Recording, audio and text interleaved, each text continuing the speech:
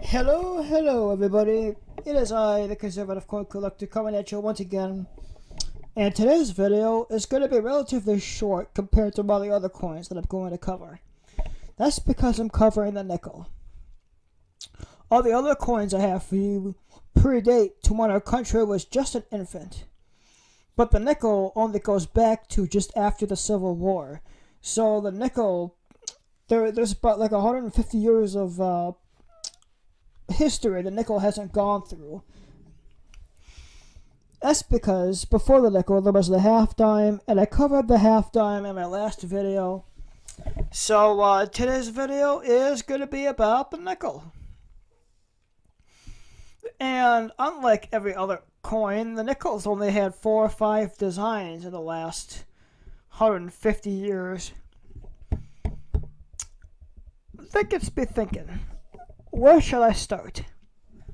I know where I'm going to start, with the very first nickel that was ever made, the shield nickel. And actually, on a side note, I own every single nickel design there ever has been.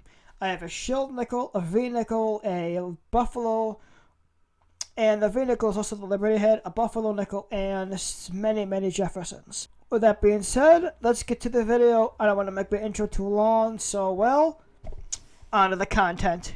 Thank you all so much for watching. Like, comment, subscribe, and share, and on to the nickels. The shield nickel was the first United States 5-cent piece to ever be made out of copper nickel. The same alloy of which American nickels are struck today. James B. Longhair, he designed the nickel, and the coin was issued from 1866 to 1883, when it was replaced by the Liberty head or V nickel. The coin takes its name from the motif on the obverse, and it was the first 5-cent coin to be referred to as a nickel. Silver pieces of that denomination had been known as half dimes, but half dimes went away.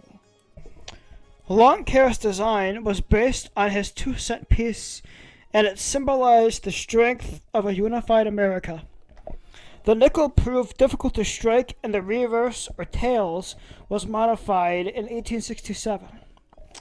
Even so, many production difficulties caused many minor varieties which are collected today. Minting of the shield nickel for circulation was suspended in 1876 for a period of over 2 years due to a glut of low-denomination coinage, and it was struck in small quantities until 1882. The following year, the coin was replaced with Charles E. Barber's Liberty head design. What replaced the shield nickel is the Liberty head nickel, sometimes referred to as the V nickel because of the reverse. It is a Roman numeral 5, which is drawn like a V. It was circulated from 1883 until 1912. With a couple of pieces being struck dead in 1913. 5 pieces. And these pieces can be worth millions of dollars. The original copper nickel 5-cent piece had long-standing production problems in the early 1880s, and the U.S. Mint was looking to replace it.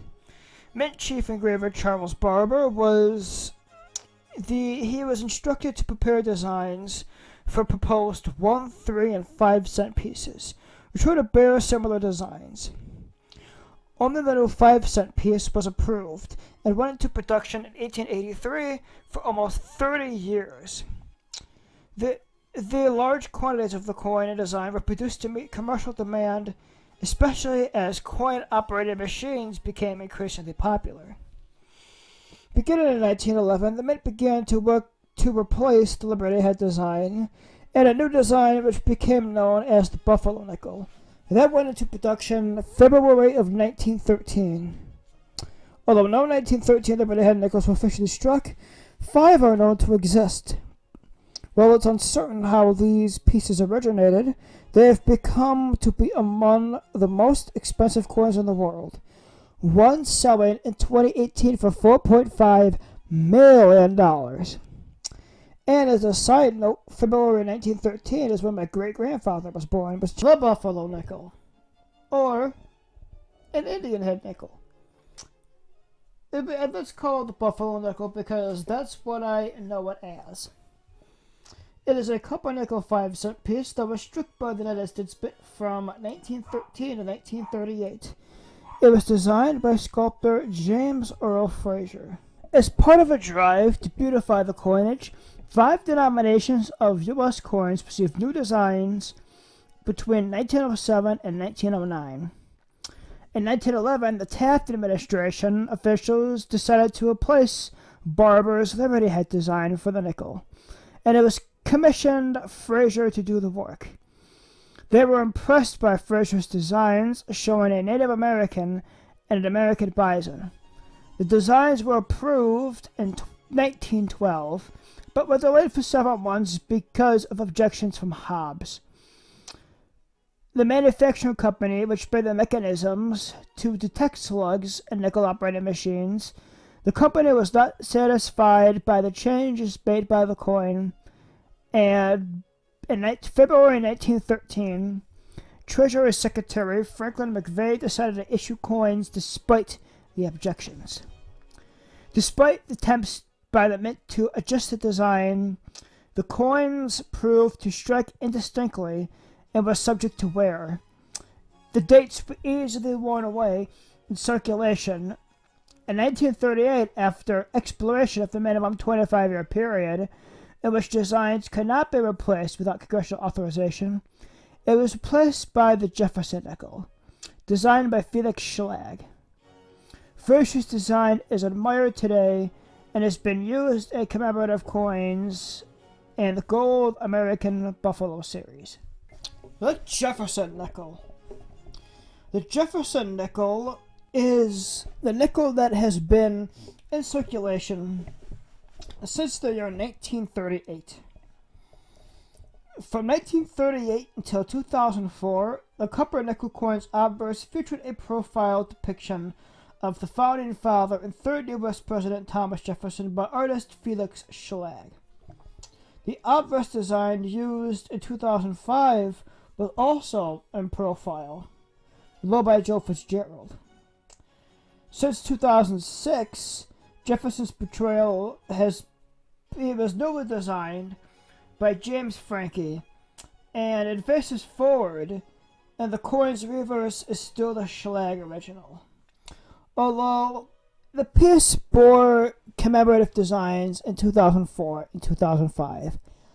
As nickel was a strategic war material during World War II, nickels coined from 1942 to 1945 were struck in a copper-silver-manganese alloy, which would not require adjustment to vending machines. They bear a large mint mark above the depiction of the Monticello on the reverse. In 2004 and 2005, the nickel saw new designs as part of the Westward Journey nickel, and when that series ended in 2006, it has borne Schlag's original reverse, and the reverse and obverse have not changed since then. That was the complete history of the Jefferson nickel.